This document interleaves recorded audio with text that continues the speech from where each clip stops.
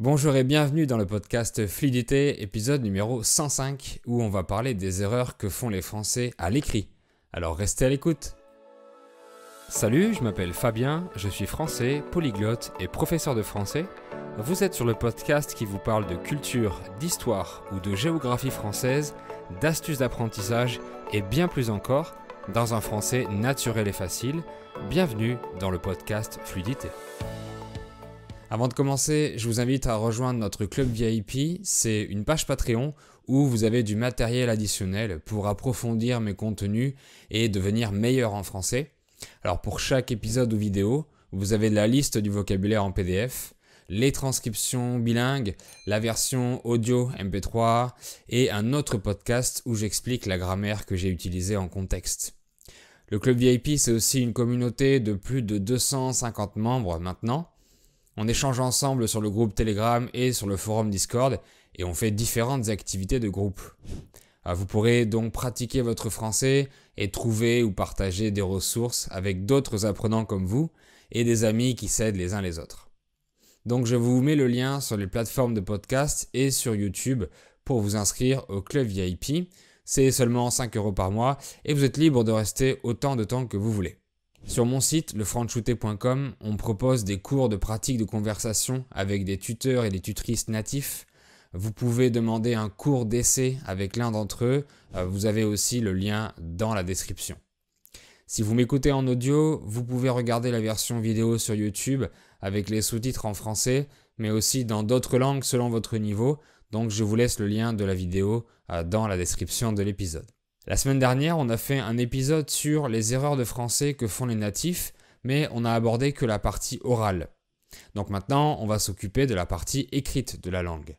Et je vais vous expliquer simplement les règles pour ne pas que vous vous trompiez. Bon, quand on fait une faute à l'oral, elle s'entend tout de suite, donc on la remarque facilement. Mais les erreurs que font les natifs en écrivant sont des fautes qui ne sont généralement pas audibles, qu'on ne peut pas entendre. En fait, vous devez absolument savoir que le français n'est pas une langue transparente car elle ne s'écrit pas comme elle se prononce et vice-versa, contrairement à l'espagnol, au finnois, au croate, etc. Le français est une langue opaque, tout comme l'anglais, parce qu'un son peut s'écrire de plusieurs façons et une même écriture peut se prononcer différemment. Le son O en français peut s'écrire seulement avec la lettre O, mais aussi AU, EAU, HAU, ce qui fait déjà 4 orthographes différentes, et encore plus si on rajoute une consonne muette après. Dans l'adjectif O, il y a 4 lettres, une consonne muette au début, une autre à la fin, et 2 lettres pour le son O. Donc ça fait beaucoup de lettres pour une seule prononciation. Oui, en français, les consonnes finales sont muettes, donc inutiles à l'oral, comme pour le S du pluriel, ou encore le E muet des adjectifs féminins. Ce qui crée beaucoup d'homonymes, des mots avec un sens différent, qui se prononcent pareil, mais qui s'écrivent différemment. Comme les 5 mots vert, vert, vert, vert, vert, ou encore so, so, so, so. Et c'est pour ces raisons que les natifs font tant de fautes à l'écrit. L'orthographe est un cauchemar en français. On le travaille durant notre éducation scolaire, on fait des dictées, mais ensuite la majorité abandonne parce que c'est trop compliqué. Il y a même des règles qu'on n'a jamais apprises à l'école, comme l'accord du participe passé avec l'auxiliaire avoir, etc. Si vous voulez bien parler, dans la vidéo de ma chaîne qui s'appelle « Une erreur à éviter pour bien parler », je vous disais que si vous commencez à apprendre le français par la lecture isolée, vous n'allez pas pouvoir bien le prononcer. L'écriture ne représente pas bien l'expression orale, donc pour savoir bien parler, il faut que vous appreniez par cœur la prononciation des mots. Vous devez faire comme nous les natifs et commencer par écouter. Lisez en écoutant, faites les deux en même temps pour vous habituer à l'écriture et permettre à votre cerveau de créer des schémas. Votre cerveau va associer la prononciation avec l'orthographe. Apprenez peu à peu les règles d'écriture et ensuite, quand vous commencerez à bien prononcer, vous pourrez lire isolément. C'est pas normal si vous ne savez pas prononcer accueil, qui est un mot très courant, mais que vous savez l'écrire. Ça devrait être le contraire. Comme nous, vous devriez savoir le prononcer avant de savoir l'écrire. ou en même temps au minimum. Faites confiance à votre oreille et à votre mémoire auditive et laissez-leur le temps de s'habituer. Vous connaissez certainement par cœur les mélodies de vos chansons préférées, donc vous savez parfaitement mémoriser des sons. C'est une question d'habitude et de répétition. Parler spontanément demande d'avoir la prononciation du mot en mémoire parce qu'on doit le dire tout de suite. Pour écrire, on peut prendre le temps d'y penser. Maintenant, c'est parti pour les erreurs d'écriture les plus communes. ER ou accent aigu. La majorité des verbes en français terminent par ER à l'infinitif. Ils font partie du premier groupe. Et le participe passé de ces verbes s'écrit aussi avec le son mais avec un accent aigu.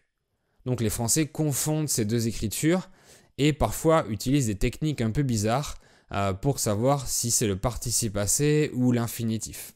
On voit souvent des gens écrire par exemple « il a donné » avec ER, mais on l'écrit D-O-N-N, accent aigu, parce que c'est le participe passé de « donner ». Un autre exemple, comment écrire le verbe « donner » dans cette phrase ? « Je veux donner ». Écrivez-le dans les commentaires avant que je vous donne la bonne réponse. Vous devez l'écrire D-O-N-N-E-R parce que c'est l'infinitif, ce n'est pas le participe passé. Pour savoir si c'est l'infinitif ou le participe passé, les gens remplacent le verbe donner par un verbe du troisième groupe, comme prendre, et ils se rendent compte qu'il faut dire je veux prendre, donc avec le verbe à l'infinitif, et non pas je veux pris avec le participe passé. Je vous donne mon astuce beaucoup plus facile. Le verbe après les verbes être et avoir, c'est le participe passé, donc avec accent aigu. Par exemple, il a donné, il est rentré. Par contre, après un autre verbe que être ou avoir, ce sera l'infinitif avec ER. Par exemple, je veux donner, elle va arriver. Donc si je dis il est arrivé, comment vous écrivez le verbe arriver ? Écrivez-le dans les commentaires. Oui, arriver, A-R-R-I-V-E accent aigu, parce que c'est le participe passé du verbe arriver. Mais si je dis je dois arriver, comment vous écrivez arriver ? A-R-R-I-V-E-R, parce que c'est l'infinitif. On passe à l'erreur suivante. ai ou AIS. En français, la conjugaison de la première personne du singulier, je, au futur, se prononce pareil que celle du conditionnel. Donc je futur et je conditionnel, c'est la même prononciation. Mais le conditionnel s'écrit avec un S en plus. Exemple, je donnerai, qui finit par AIS au conditionnel, et je donnerai, qui finit par AI au futur. Il n'y a pas de différence de prononciation. Donc les natifs confondent les deux écritures et ajoutent un S au futur ou au contraire ne mettent pas le S au conditionnel. Un moyen mnémotechnique pour s'en souvenir, le conditionnel exprime une hypothèse ou une condition qui commence par le mot si. Donc on écrit le S du mot si au conditionnel à la fin de la conjugaison de je. Comme quand vous dites « je voudrais ». Ensuite, pour les 5 autres personnes, la prononciation est différente, donc on ne se trompe pas. Passons à l'erreur suivante. « Salut, ça va ?» Une des phrases qu'un Français dit tous les jours à ses proches, c'est-à-dire à sa famille ou à ses amis. Une manière informelle de dire bonjour. Donc on écrit également cette phrase tout le temps. Pourtant, elle souffre d'un gros problème d'orthographe. En effet, ça, synonyme de ce, cela ou ceci, s'écrit CCDI-A. Mais si je vous dis « elle aime sa voiture », comment on écrit le mot « ça » dans cette phrase ? Oui, on l'écrit S-A, mais c'est la même prononciation que « ça » avec le CCDI. Du coup, peut-être que vous lirez un jour la phrase « salut, ça va » écrite S-A, mais mal orthographiée et venant d'un français. On passe à l'erreur suivante. Les accents graves en français ne changent jamais la prononciation quand ils sont placés sur la lettre A. Et le seul mot avec un accent grave sur le U, c'est « où » pour demander le lieu. Quand on met l'accent grave sur le A, c'est uniquement pour différencier les mots à l'écrit. Donc, l'accent grave est utile pour différencier la, l'article, comme dans la maison, et la, l'adverbe de lieu, comme dans viens là.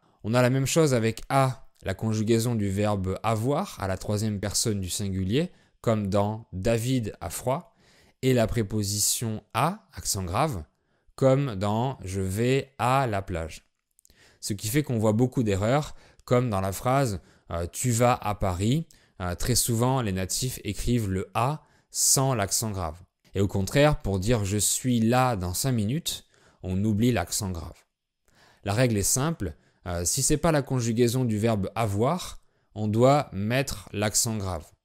Donc, comment vous écrivez il y a dans les commentaires? Oui, a sans accent grave, parce que c'est la conjugaison de avoir. Erreur suivante, c'est.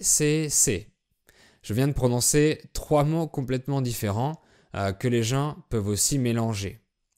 Si je vous dis c'est génial, vous devez écrire C apostrophe E-S-T, parce que c'est la contraction de ce plus et du verbe être.